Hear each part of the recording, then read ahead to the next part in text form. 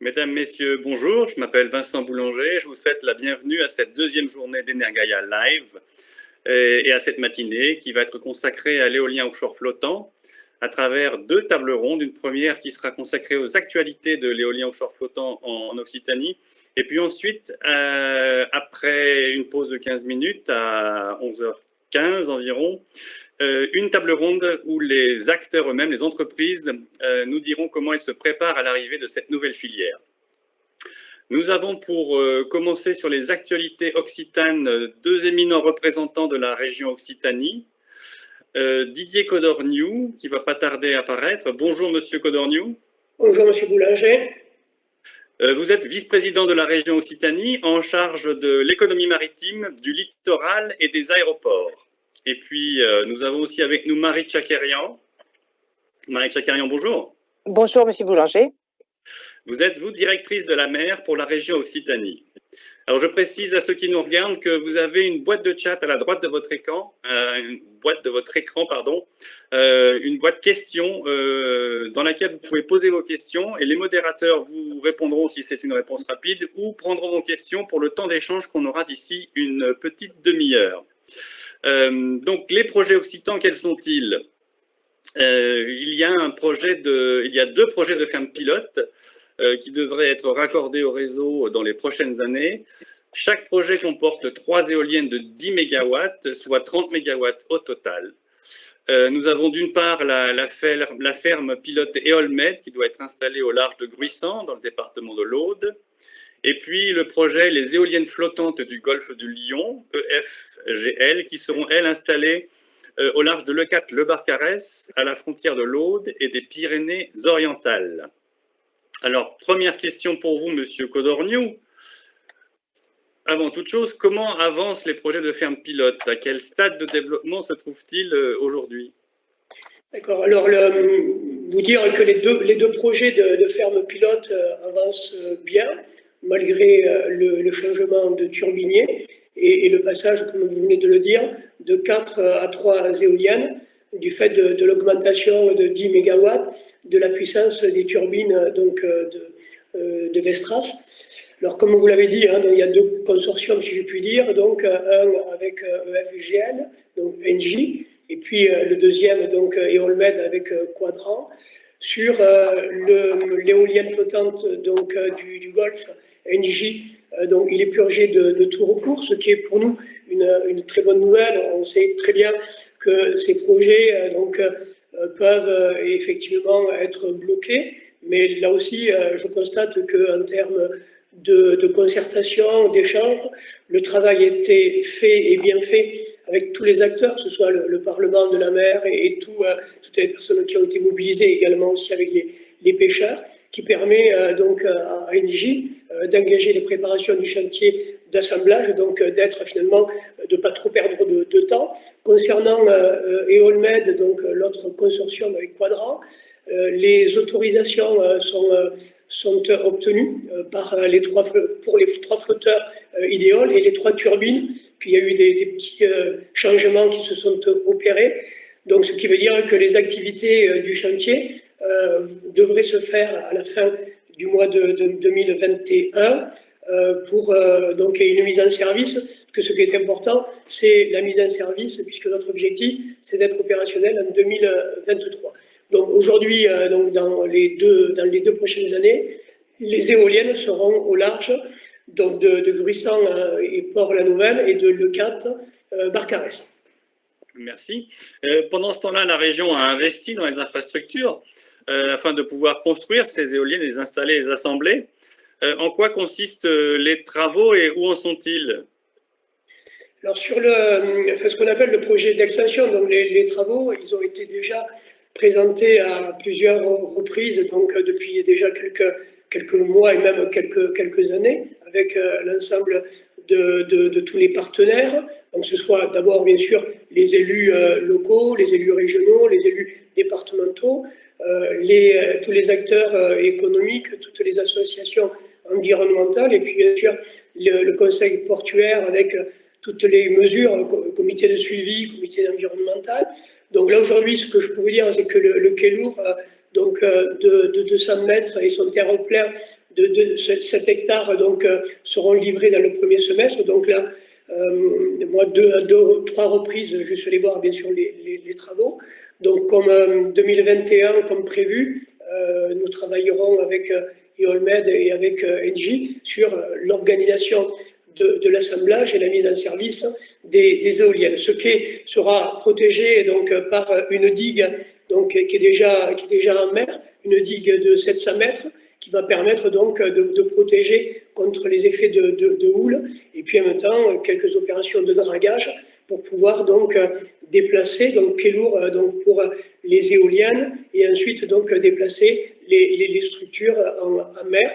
Donc comme vous le savez, ou que tous les intervenants et les personnes qui nous entendent, c'est une opération lourde en termes de travaux et lourde sur le plan financier, parce qu'on parle de 234 millions d'euros qui sont engagés directement par la région pour préfigurer le port et en fait donc avancer sur le fait que ce port se veut le port de la transition donc énergétique, écologique, et également donc va permettre de pouvoir donc répondre à un des premiers enjeux du Green New Deal, un des premiers piliers du Green New Deal engagé par la présidente Carole Delga et l'ensemble des élus donc, depuis quelques mois.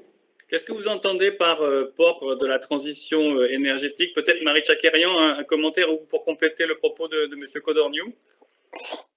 Eh bien, port de la transition énergétique, c'est ce port qui va proposer aux opérateurs agissant dans les énergies marines renouvelables, qui va proposer les infrastructures pour développer les projets. Donc, effectivement, comme le disait Didier Codorniou, et comme prévu, la région va livrer ces infrastructures au premier semestre, qui vont pouvoir être ensuite utilisées par les consortiums et par la suite, on l'abordera peut-être, et par la suite préparer l'arrivée des parcs commerciaux. D'accord, mais pas uniquement du coup sur l'éolien offshore flottant, il y aurait aussi d'autres énergies renouvelables ou d'autres filières renouvelables qui pourraient passer par ce port ou utiliser cette infrastructure? Alors, bien entendu, des projets liés à l'hydrogène sont déjà en préparation sur ce port, hein, puisque suite à l'appel à projet Littoral Plus, hein, un projet est donc en cours de préparation avec un électrolyseur d'hydrogène sur le port.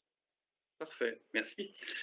Monsieur Codorniou, une société d'économie mixte, une CEMOP, doit aménager, exploiter et gérer la nouvelle infrastructure de Port-la-Nouvelle. Quand a-t-elle vu le jour, ou a-t-elle déjà vu le jour, et avec quelle mission précisément?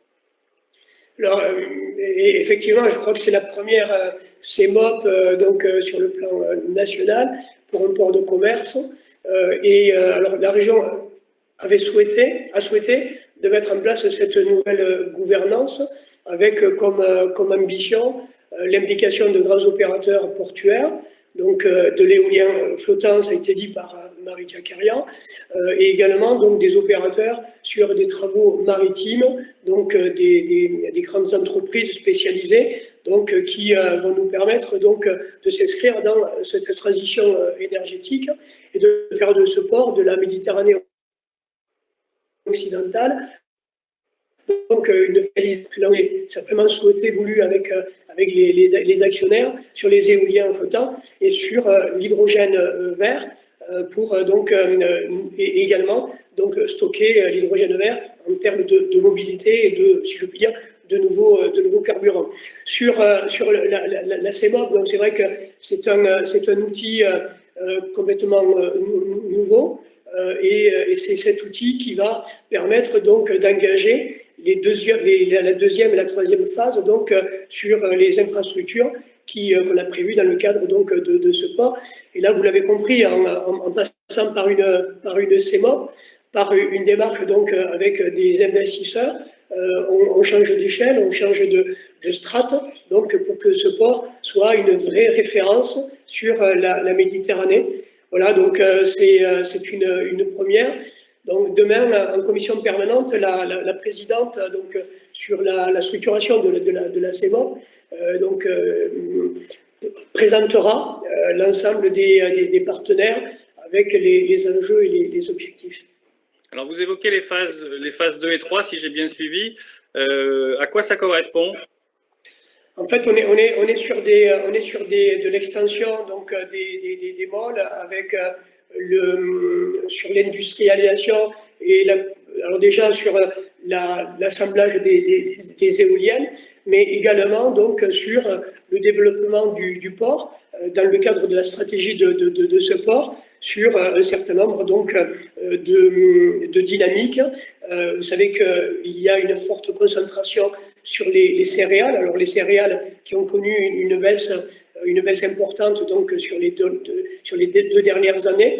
On pense qu'on peut aller un peu plus loin donc en termes de stockage, mais également donc d'autres marchés et d'autres potentiels à trouver dans le cadre de ce port de la transition énergétique.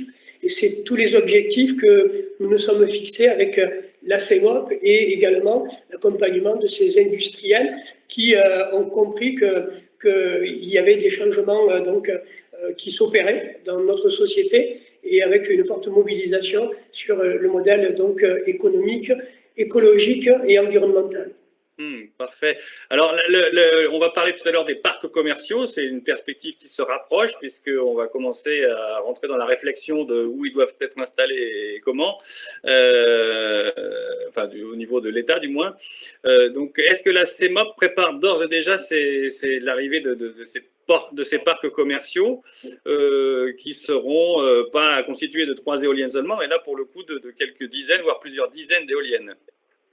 Oui, alors bien sûr que la CEMOP prépare donc la suite donc, de ce port avec les ouvrages nombreux, importants, qui vont permettre de conforter les déplacements et les déplacements des marchandises par la mer, qui, je rappelle, donc 90% des marchandises transitent par la mer, mais également nous souhaitons faire de ce port un port branché mer-fer. Donc, et là aussi, il y aura des investissements qui vont être importants. C'est toute la stratégie qui sera développée demain par la présidente dans le cadre de la commission permanente et également donc, dans le cadre de la suite de ce que je vous disais, donc de la phase 2 et 3, puisqu'en même temps, il va y avoir donc un débat public et donc on aura le temps de pouvoir échanger sur ces enjeux. Madame Tchakarian, vous voudriez ajouter quelque chose sur la perspective des parcs commerciaux, pardon? Oui, alors pour prolonger ce que vient de dire Didier Codorniou, effectivement, la CEMOP va construire un nouveau quai en complément du premier quai donc, qui est en cours de construction par la région, un nouveau quai et un grand môle vert, un grand espace qui sera dédié au développement des parcs commerciaux et qui sera donc un outil complètement adapté à cette industrialisation des éoliennes commerciales. Parfait, merci. Est-ce qu'au-delà de la préparation du port, la région se prépare à l'arrivée des appels d'offres pour les parcs commerciaux et comment est-ce que vous vous préparez? Une question à Didier Codorniou, pardon. Oui, mais en fait, on se prépare comme on l'a toujours fait dans le cadre de la transparence et de la concertation, avec bien sûr une volonté d'accélérer, hein, puisque je reviens moi sur le message de l'ancien Premier ministre qui voulait donc sur les parcs commerciaux industriels, donc on puisse être en accélération, avec une mobilisation aussi des investisseurs. Et puis, moi j'insiste aussi sur les conflits d'usage. Il est important d'être continuellement en échange avec tous les acteurs. Tout à l'heure, je parlais des pêcheurs et il est important que les pêcheurs soient associés à la démarche. Et puis donc, on a des feuilles de route, hein, donc, avec des objectifs aussi ambitieux en termes aussi de tonnage, en termes de fréquentation, et toujours dans l'esprit de ce port, donc, si je puis dire, donc, port propre, puisqu'en même temps aussi il y a une volonté d'être dans ces enjeux de Green New Deal, avec des fléchages qui correspondent à notre état d'esprit, je crois. Et c'est la feuille de route que m'a demandé la présidente Carole Delga de mener avec les services de la direction de la mer. Alors, vous évoquiez les pêcheurs, justement. C'est une question que je voulais vous poser. Comment est-ce que vous travaillez avec les pêcheurs? Alors, il s'avère que le président de la pêche, Bernard Pérez, est membre et vice-président du Parlement de la mer. Et donc, on est en permanence donc, associés, tant sur les travaux du Parlement de la mer que de la pêche. Donc, d'ailleurs, on a donc accompagné et soutenu les pêcheurs dernièrement sur le problème qu'ils sont en train de vivre avec une réduction drastique des jours de pêche, également une réduction de la flotte qui s'est opérée depuis les 10 dernières années. Et donc, on travaille sur ce qu'on appelle les macrozones, comment proposer donc, sur le champ industriel des zones propices donc, aux éoliennes qui impactent le moins donc, les activités de pêche et bien sûr donc, derrière les impacts, des mesures de compensation donc portées par les turbiniers, par les investisseurs pour compenser donc, le fait que les pêcheurs ne puissent pas aller sur des zones qui seront proposées dans le cadre de l'enquête publique. Donc, ce sont des enjeux très importants, une fois de plus. Hein.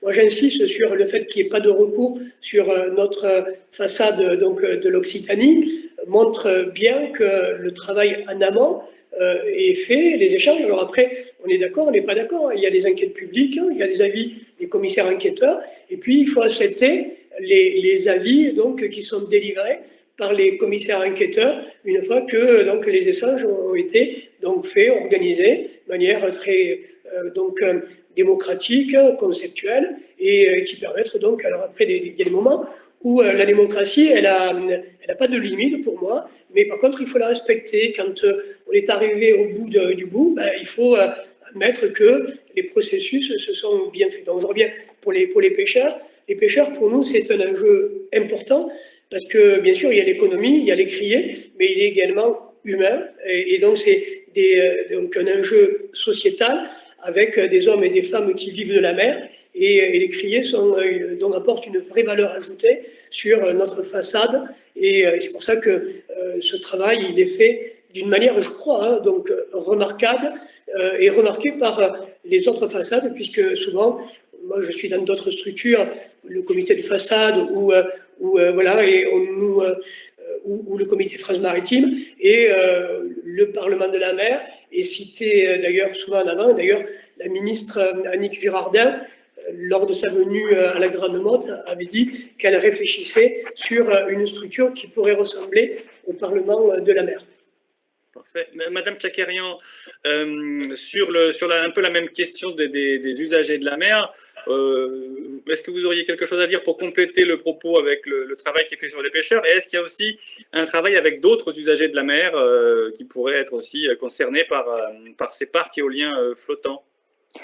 Bah, par exemple, avec les pêcheurs, c'est l'accompagnement de la région à des études qui permettent d'avoir une vision vraiment socio-économique de l'usage de la mer, de savoir sur toutes les zones sur lesquelles le débat public va porter, savoir où les pêcheurs pêchent le plus ou là où ils sont le moins présents. Donc ça, c'est un travail qu'on a fait avec le comité régional des pêches pendant de longs mois cette année, fin 2019 et 2020.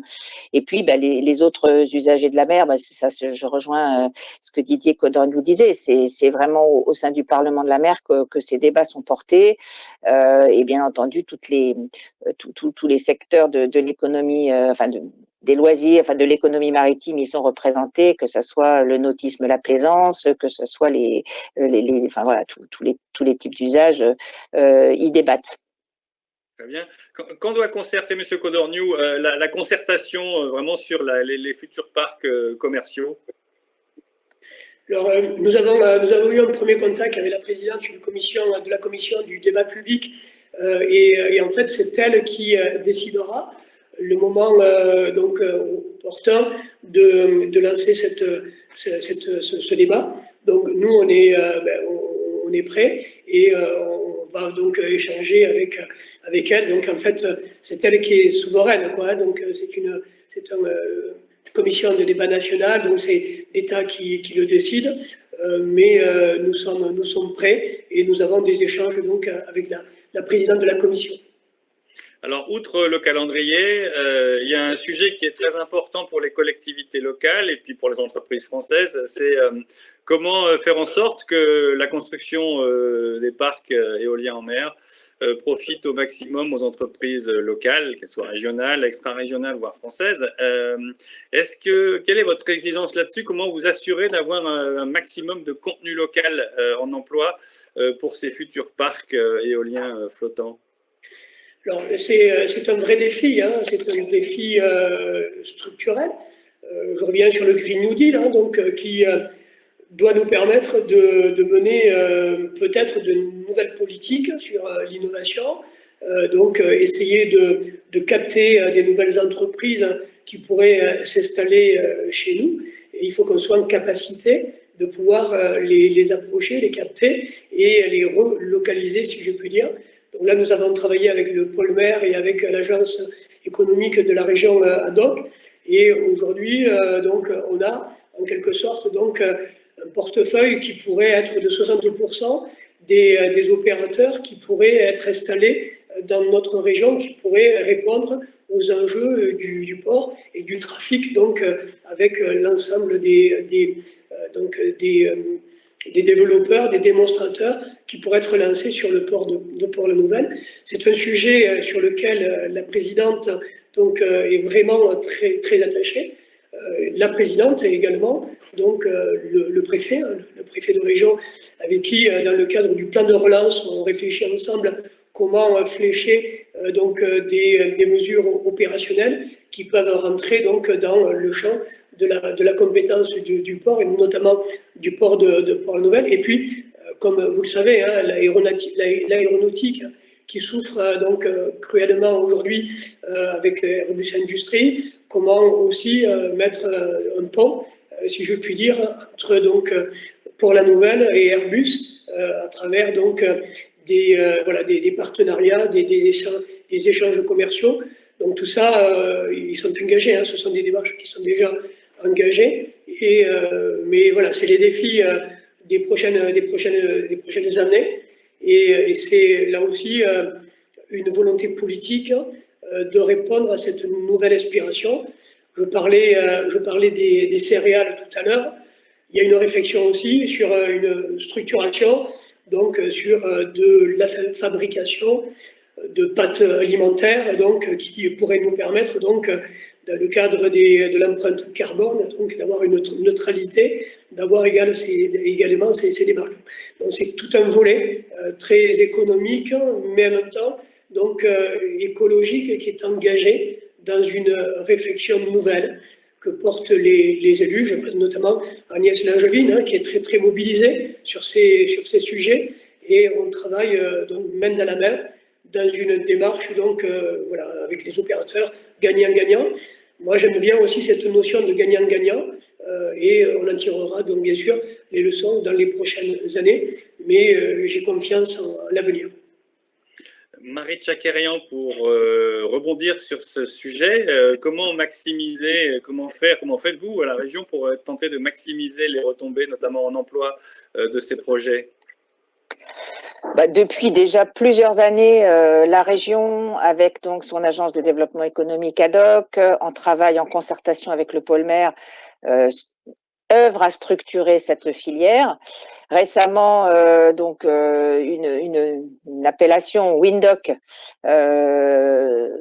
a vu le jour et est là pour fédérer les entreprises. Il y a déjà des journées de rencontres entre les offreurs de solutions et les industriels qui ont eu lieu. Voilà, c'est tout le travail de structuration de filière qui est conduit par les gens dont c'est le métier, hein, dans l'équipe de la région, et qui vraiment, je crois, porte ses fruits. Hein, je crois qu'aujourd'hui, 120 entreprises sont vraiment identifiées comme pouvant contribuer à la chaîne de valeur de la filière de l'éolien en mer. Et donc, nous œuvrons vraiment pour que ce projet soit un projet de territoire et se répercute aussi sur le volet de l'emploi. Un volet aussi, bien entendu, très important, c'est le volet de la formation professionnelle. On y travaille avec les équipes de la région depuis aussi déjà plusieurs années. On sait qu'il ne faut pas partir trop tôt, qu'il faut être là au bon moment pour former les jeunes et les emplois qui seront recherchés par les entreprises qui travailleront dans cette chaîne de valeur. Oui, après la pause de 11 heures, on aura l'occasion de revenir sur ces questions d'échéance. Et nous aurons d'ailleurs une représentante de Windoc qui nous donnera un peu plus de détails sur le travail accompli. On arrive au terme de l'échange que vous aviez avec moi. Nous allons maintenant prendre les questions du public qui vous sont adressées. Nous allons tout de même, avant de prendre les questions, lancer une question de sondage. Qui devrait, pour vous, public, s'afficher sous l'écran, sous la visionneuse. Si vous êtes en mode plein écran, il faudra sortir du mode plein écran pour pouvoir répondre au sondage. Et la question est, selon vous, le développement de l'éolien offshore est-il nécessaire pour répondre aux enjeux de la transition énergétique? Nous livrerons la question d'ici une dizaine de minutes. À présent, je vais me tourner vers notre modérateur qui est encore caché.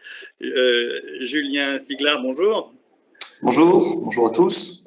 Bonjour. Julien, vous êtes chargé de mission filière du futur, énergie marine renouvelable, justement de l'agence ADOC. Et vous avez sans doute plusieurs questions déjà qui vous sont arrivées. Oui, merci Vincent. Effectivement, on a plusieurs questions pour Monsieur Codorniou et Madame Tchakerian.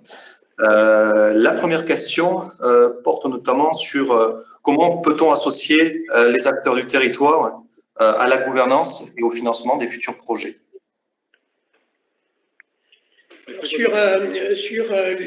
Associer les acteurs, donc il y aura donc des structures d'échange. Je parlais du conseil portuaire avec l'ensemble des acteurs.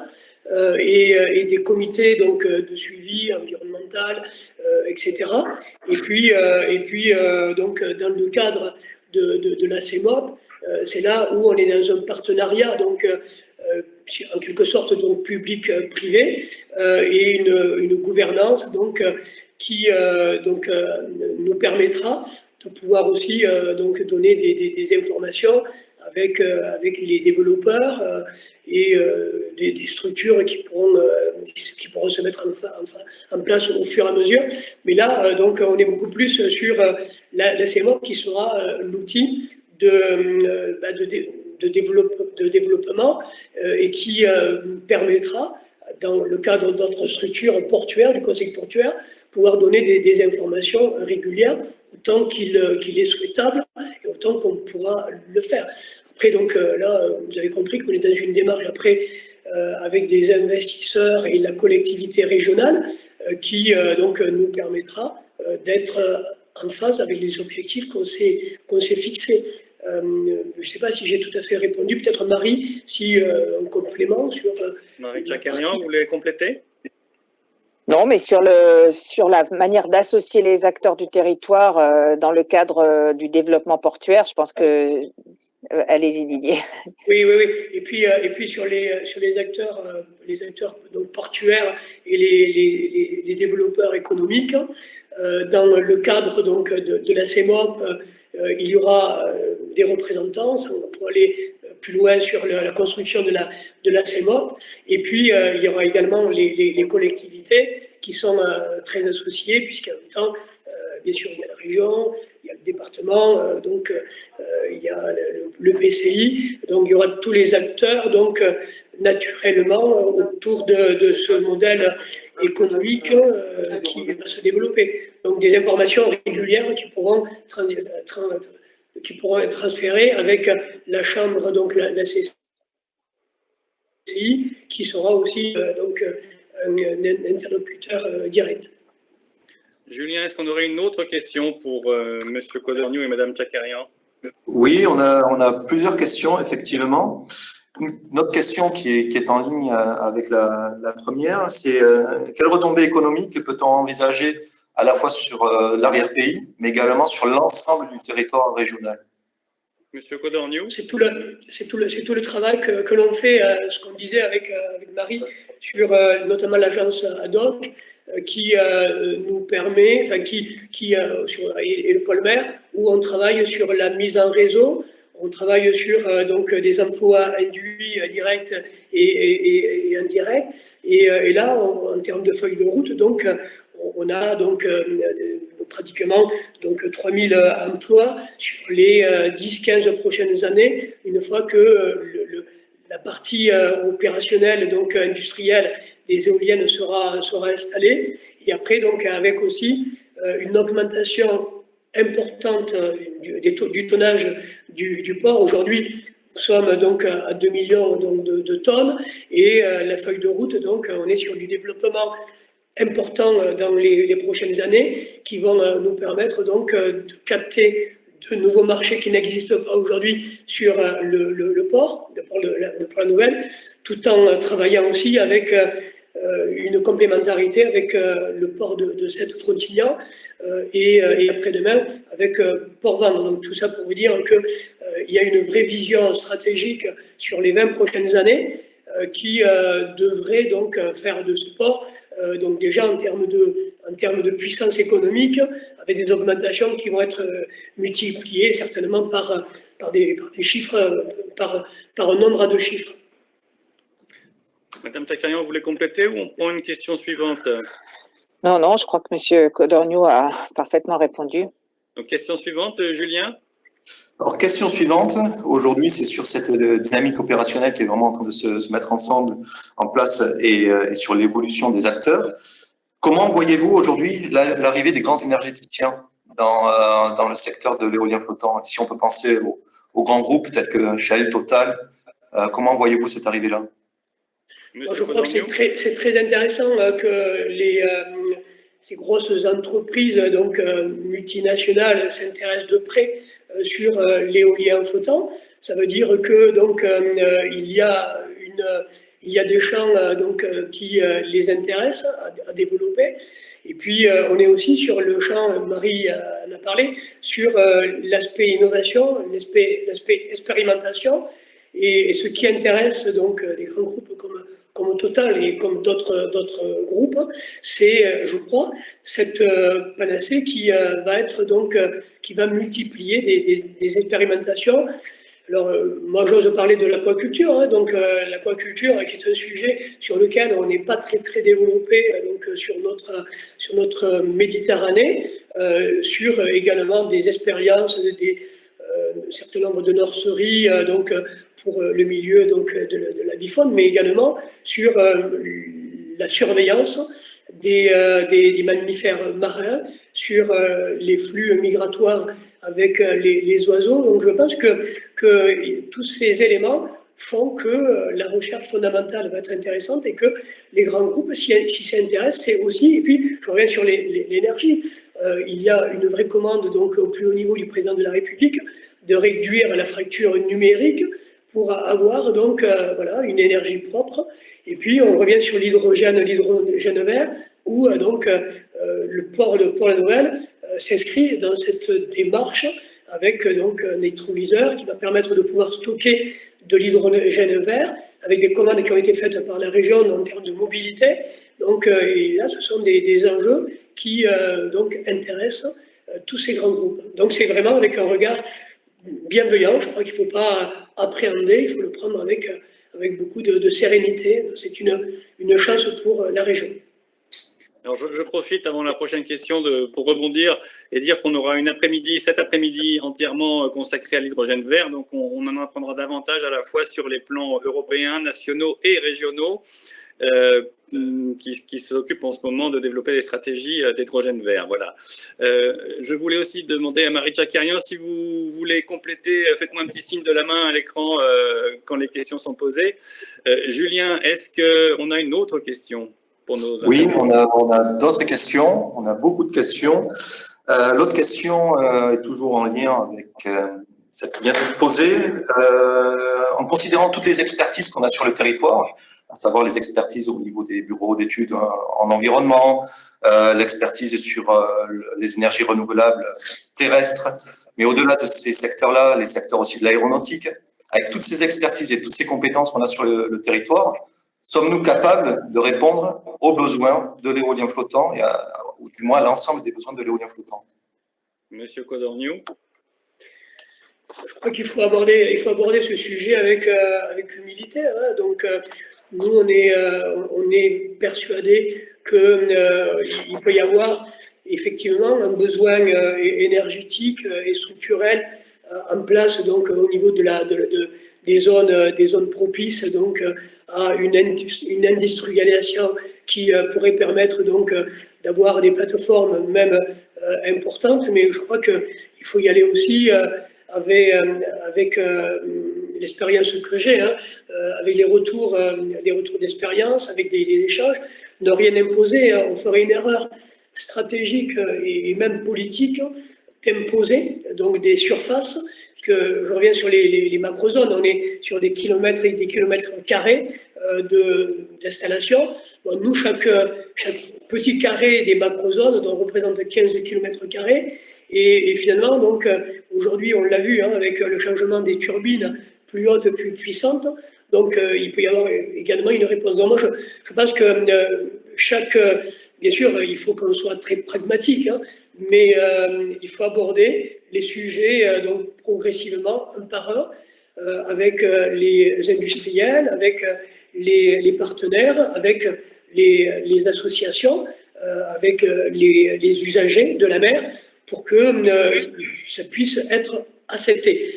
L'acceptabilité est quelque chose de très important, encore plus de nos jours. Hein. Moi, je suis très attaché à ce qu'on appelle communément la démocratie participative, que je pratique depuis 20 ans chez moi à Gruissan. Et d'ailleurs, les outils qu'on a mis en place donc, sont issus de cette démarche-là. Donc voilà, moi c'est avec beaucoup d'humilité que j'avance sur ce dossier qui est un dossier complexe, mais également après donc, les scientifiques, les chercheurs, les spécialistes nous éclairent sur les enjeux et je crois qu'il faut aussi bien sûr les écouter et mettre donc des accompagnements pour qu'on puisse répondre sur tous ces points. Et quand on ne sait pas répondre, il faut avoir un peu de temps de recul et qui nous permet d'engager des études complémentaires. Marie Tchakarian, est-ce que vous voulez dire un mot sur cette question ? Oui, alors sur cette question, on a un bon indicateur qui nous avait été donné par un travail mené par le pôle mer et qui avait fait la démonstration que 60% des besoins de la filière pouvaient aujourd'hui être couverts par des entreprises, des filières d'Occitanie. Donc voilà, comme le disait Didier Codorniou, il faut aborder ça sereinement et on a certainement un tissu très important d'acteurs économiques qui vont pouvoir travailler dans cette filière. Merci. Julien, une autre question, s'il vous plaît. Oui, une question sur la biodiversité maintenant. Alors justement, cette question de quelle est la place de la question de la biodiversité au sein du Parlement de la mer? Et également, quel est le positionnement des futurs parcs commerciaux par rapport aux zones marines protégées? Didier Codorniou, la biodiversité. Oui. Alors sur le rôle de la biodiversité, le rôle du Parlement de la mer, il est effectivement donc il est traité, il est développé au même niveau que le développement économique, il est traité au même niveau que tous les enjeux du littoral. Et d'ailleurs, j'en veux sur la construction du plan littoral 21. Donc, on est sur la résilience du littoral, la résilience écologique, sur le trait de côte, sur les enjeux avec le réchauffement climatique, avec la mer monte. Et d'ailleurs, il est structuré, le plan littoral 21, qui émane donc d'une démarche politique du Parlement de la mer, il est structuré donc en trois tiers, si je puis dire, donc qui sont complètement équilibrés et même en termes d'investissement, donc qui nous permet donc de faire un certain nombre de marches sur la résilience et les mesures adéquates donc pour sécuriser, renforcer, et puis aussi avec froideur, donc prendre des décisions sur notamment donc sur les protections du rivage donc et sur les ouvrages. Et là aujourd'hui on est amené à dire que des ouvrages qui ont été réalisés dans les années 70-80 provoquent beaucoup d'érosion et d'ailleurs donc nous obligent et nous invitent à ne plus reconstruire ce qui a été fait dans le cadre de la mission Racine. Et c'est aussi avec beaucoup de concertation que nous travaillons sur la biodiversité, qui fait la force d'ailleurs de notre territoire. Moi, j'ai la chance d'avoir notre rôle aussi en tant que président du parc naturel régional de la Narbonnaise, et on voit que le rôle de la biodiversité, le rôle des lagunes, de la qualité de l'eau et la qualité de l'air sont des sujets majeurs qui sont à traiter, bien sûr, qui sont traités depuis quelques années, mais qui seront de plus en plus donc des éléments prioritaires dans le cadre de la biodiversité. Je laisse peut-être le deuxième temps donc à Marie sur le deuxième donc sur les aires marines protégées. Marie, oui, alors la question portait sur la manière dont le zonage va être déterminé en fonction des espaces protégés. Donc là, c'est vraiment l'État qui conduit cette procédure, qui a déjà travaillé sur ce zonage vraiment dans une très large concertation ce printemps au sein du Conseil maritime de Façade, et les choses sont à venir. Il n'y a pas de toutes les parties prenantes, tous les espaces sont pris en considération, et je pense que c'est le rôle du débat public qui va à venir de travailler là-dessus. Très bien, merci beaucoup. Julien, on va peut-être encore prendre une ou deux questions, et je vais vous demander Monsieur Codorniou et Madame Tchakarian de répondre plus brièvement pour qu'on puisse traiter les deux questions à venir. Julien, une autre question, s'il vous plaît. D'accord, donc il y aura juste deux dernières questions, une pour la CEMOP. La région sera donc actionnaire de la CEMOP, mais à quelle hauteur et quel rôle jouera la région au sein de la CEMOP? Monsieur Codorniou. Oui, sans développer par rapport au message que je vous disais donc tout à l'heure. Donc la région sera représentée à 34% donc sur les parts.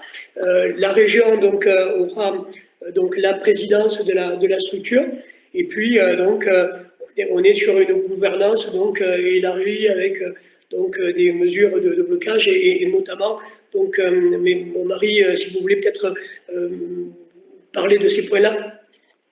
Marie. Oui, alors effectivement, comme vous l'avez dit, Didier, bon, le dossier sera présenté, sera approuvé par les élus demain. Donc c'est vrai que la région ne peut pas vraiment s'avancer là-dessus aujourd'hui, mais bien entendu, on est dans un modèle dans lequel la région est partie prenante dans la gouvernance de la CEMOP, et c'est finalement ça qui est nouveau, puisque la région sera directement impliquée en tant qu'exploitant portuaire aux côtés de ses partenaires. Vous aurez donc toute une information demain après la commission permanente de la présidente qui communiquera sur l'ensemble du modèle, des objectifs et de la stratégie. Merci. Julien, une dernière question. Une dernière question qui porte donc sur la construction des flotteurs dans le cadre des fermes commerciales. Connaît-on aujourd'hui le schéma industriel qui sera retenu pour la construction de ces flotteurs dans le cadre des fermes commerciales? Qui veut répondre? Je laisserai peut-être Marie là sur les flotteurs aujourd'hui. Allez-y, Marie. Non, mais voilà, enfin c'est tout. Enfin, tout le monde a vu à notre sourire que évidemment non, on n'est pas voilà, en tant que région aujourd'hui, on ne peut pas présager des processus industriels des phases commerciales. On est plutôt dans la démarche de doter potentiellement de doter le port de Port-la-Nouvelle des infrastructures qui vont permettre à ces processus industriels de se mettre en place. Vous allez être polyvalent. Voilà. Monsieur Codorniou, vous voulez compléter? Non, Marie a été précise. Non, mais en fait, sur les flotteurs, toute transparence, là aussi, hein, on était sur donc deux types de flotteurs. Là, aujourd'hui, on s'orienterait sur un type de flotteur qui sera expérimenté avec les éoliennes donc expérimentales flottantes, et laissons donc les modèles voir et vivre pour que demain, sur la partie opérationnelle industrielle, donc on y voit, et même sous sa forme, parce que moi j'ai vu des formes complètement évoluer, des lourdeurs aussi, parce qu'on avait des flotteurs qui, donc il y a quelques années ou quelques mois, étaient sur du 6000 tonnes, sont passés sur du 4000 tonnes, et puis donc ils seront peut-être de plus en plus allégés. Donc je crois que attendons dans quelques mois, il va y avoir de belles évolutions, je crois. Merci beaucoup. Donc, on arrive à la fin de notre temps d'échange avec le public. Nous n'allons pas tarder à vous remercier, mais avant, j'aimerais qu'on voit le résultat du sondage. La question était, selon vous, le développement de l'éolien offshore est-il nécessaire pour répondre aux enjeux de la transition énergétique? Et nous avons 91,4% de oui. Donc voilà, on n'est pas complètement hors les rails. Monsieur Codorniou, Madame Tchakerian, je vous remercie beaucoup de vous être pas déplacé, mais mobilisé ce matin pour répondre à nos questions. Et puis nous allons continuer cette première table ronde, première session en tout cas, avec la question de l'emploi, et notamment avec une étude qui est menée régulièrement par l'Observatoire des énergies de la mer, une des activités du cluster maritime français, avec monsieur Christophe Clergeau. Est-ce que monsieur... Oui, bonjour Christophe. Bonjour. Donc Christophe Clergeau, vous êtes coordonnateur de l'Observatoire des énergies de la mer, donc je le disais, une des activités du cluster maritime français, et vous avez quelques résultats concernant les créations d'emplois dues aux énergies en mer à nous présenter. Oui, merci. Et c'est la 3e année consécutive que le cluster présente une déclinaison région Occitanie de son étude nationale. Donc, merci à la région pour sa confiance. C'est un travail que nous faisons avec Étienne Pourchère, Florian Mouchel et Marc Lafosse. Un travail qui repose sur un questionnaire annuel en ligne pour collecter des données réelles des entreprises. Donc, il n'y a pas d'extrapolation ou de sondage. C'est des données vérifiées. Donc, près de 300 répondants nationaux et 36 en Occitanie. Et les chiffres que je vais présenter sont des chiffres au 31 décembre 2019, donc déjà un peu anciens, mais vous comprendrez que puisqu'on demande les chiffres réels, on ne peut pas aujourd'hui avoir d'informations précises sur ce qui se passe en 2020, même si on pourra, dans la discussion, évoquer des tendances. Alors, les chiffres qui sont présentés ici, sur les différents volets du chiffre d'affaires, des investissements, des emplois, et pour les différentes catégories d'acteurs, restent des chiffres que certains pourront trouver modestes. C'est normal. Dans toutes les régions, on vérifie le même processus. C'est au moment de la construction des fermes pilotes, puis des parcs commerciaux, que l'emploi décolle au sein de la filière. Néanmoins, la région Occitanie a une réalité d'emploi déjà existante et des atouts qui sont signalés en bas de la diapo. D'abord, un grand nombre de développeurs exploitants, donc des entreprises, et en Occitanie, on parle bien de PME ou d'ETI à ancrage régional qui développent des projets et qui donc vont être les chefs de file de la réalisation de ces projets, ce qui est aussi une garantie pour pouvoir rechercher un effet d'entraînement sur le tissu. Deuxième atout, un grand nombre d'établissements de formation et de recherche qui sont mobilisés sur la filière et qui pourront mieux orienter leur potentiel pour l'accompagner dans les années qui viennent. Et puis, des investissements forts, j'y reviendrai. Alors, juste un rebond sur un des chiffres qui est évoqué par Marie Tchakerian tout à l'heure. 120 entreprises potentiellement mobilisables, 20 aujourd'hui mobilisées dans la chaîne de valeur de prestations au projet de parc. Donc, on voit qu'on est au début d'une histoire. Alors, cette histoire, elle se développe de manière positive. La croissance, elle est permanente, régulière. C'est important de le souligner parce qu'au niveau national, en 2018, il y a eu une baisse importante de l'emploi qui était liée à des incertitudes réglementaires et à des décalages de projets. En Occitanie, on a une croissance régulière qui est liée aussi à l'avancée des projets de fermes pilotes et aux travaux menés par les différentes entreprises. Donc, cette affirmation progressive de la filière se fait sans accident. Alors, bien sûr, la majorité des entreprises sont des entreprises prestataires de la chaîne de valeur, donc qui sont partenaires des développeurs de projets, mais les développeurs de projets eux-mêmes ont une part plus importante dans l'emploi au sein de la région. Je vais y revenir.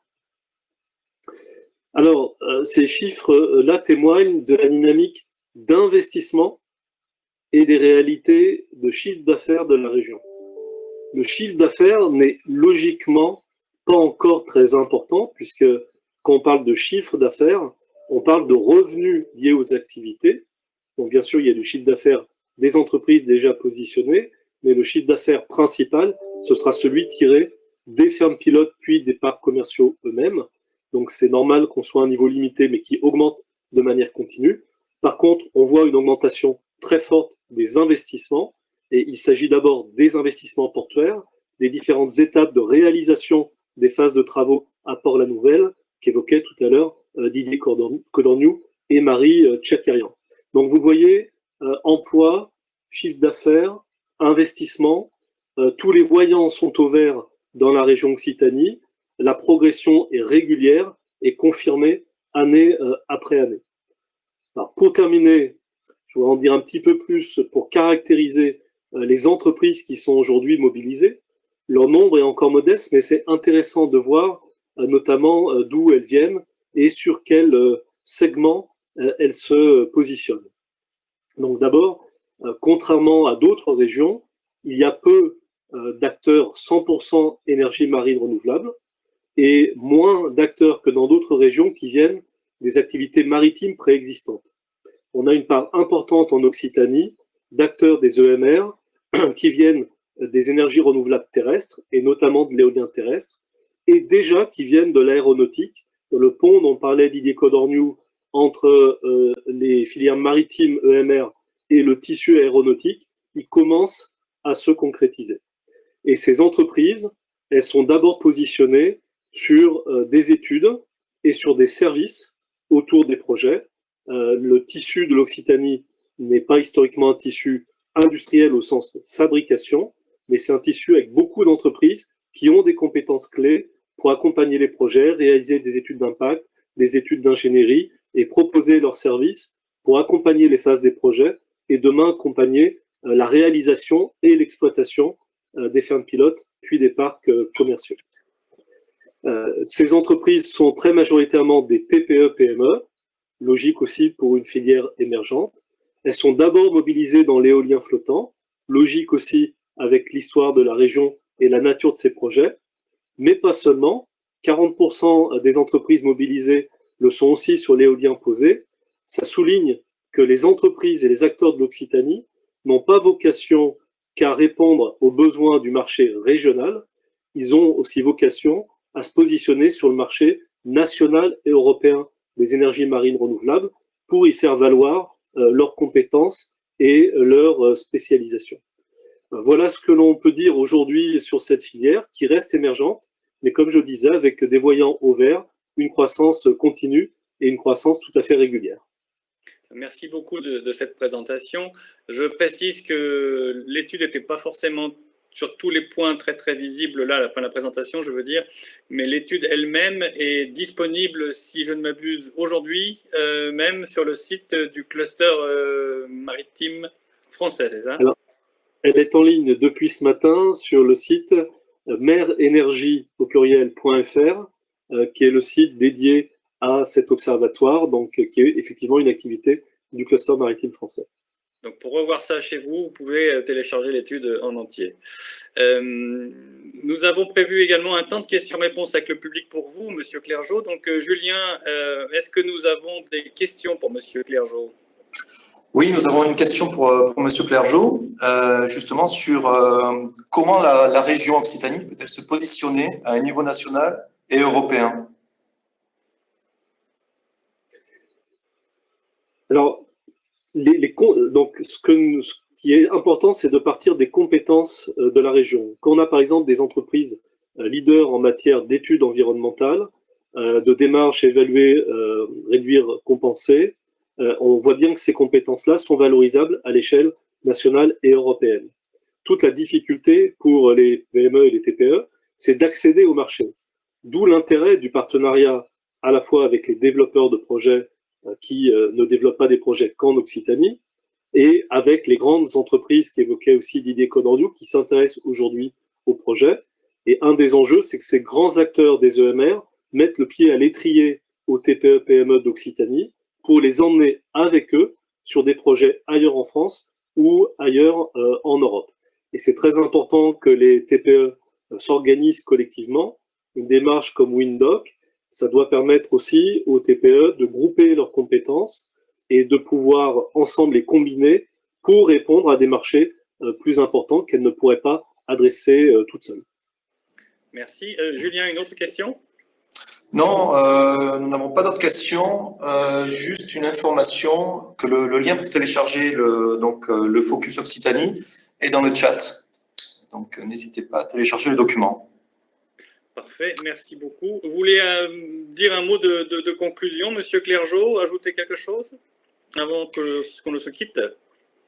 Je voudrais juste rappeler que dans le paysage européen, les deux régions qui sont clairement identifiées comme les régions d'émergence de l'éolien flottant, c'est l'Écosse d'une part, et c'est la Méditerranée française, avec une réalité géographique de positionnement plus important des projets en Occitanie.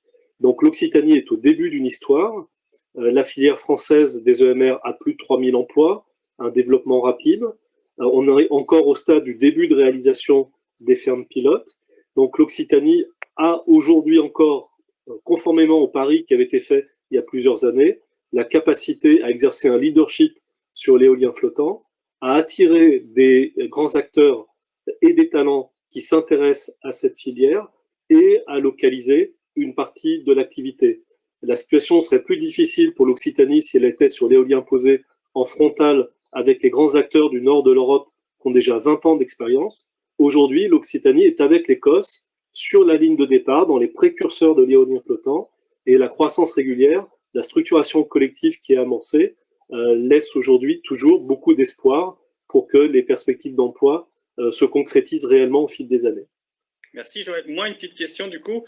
Est-ce que vous avez les plans en tête de l'Écosse, les objectifs qu'elles ont, ou bien déjà les projets pilotes et la taille de ces projets pilotes qui sont en train d'être montés en Écosse?